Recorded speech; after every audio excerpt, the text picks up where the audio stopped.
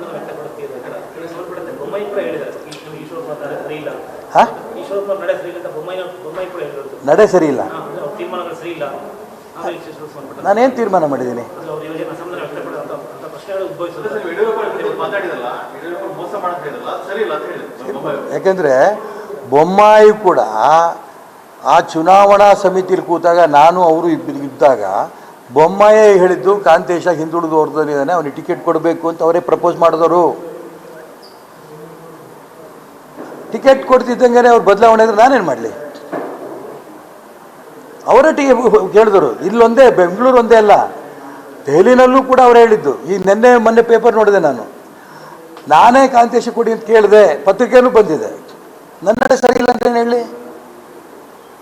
ಅವ್ರು ಬೇಡ ಅಂದಿದ್ರು, ನನಗೆ ಟಿಕೆಟ್ ಬೇಡ, ನನ್ನ ಆರೋಗ್ಯ ಸರಿ ಇಲ್ಲ, ಈ ರೀತಿ ಹೇಳಿ ಬೈಪಾಸ್ ಸರ್ಜರಿ ಆಗಿದೆ, ನನಗೆ ಓಡಾಡೋಕ್ಕಾಗಲ್ಲ ಅಂತ ಹೇಳಿದ್ಮೇಲೆ ಈಗ ಕೊಟ್ಟಿದ್ದಾರೆ ಅವ್ರಿಗೆ.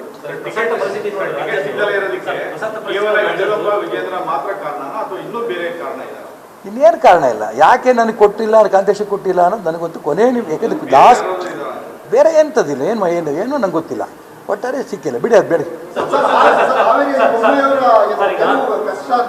ಯಾರು ಹೇಳಿದ್ರು?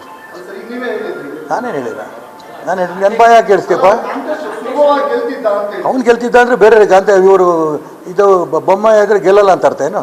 ಇವನ್ಕಿಂತ ಜಾಸ್ತಿ ಲೀಡರ್ ಗೆಲ್ತಾರೆ. ನೀವೇನೇನೋ ಊಹೆ ಯಾಕೆ ಮಾಡಕ್ಕೆ ಹೋಗ್ತೀರಿ? ಹಾಗೆಲ್ಲ ಮಾಡಬೇಡಿ.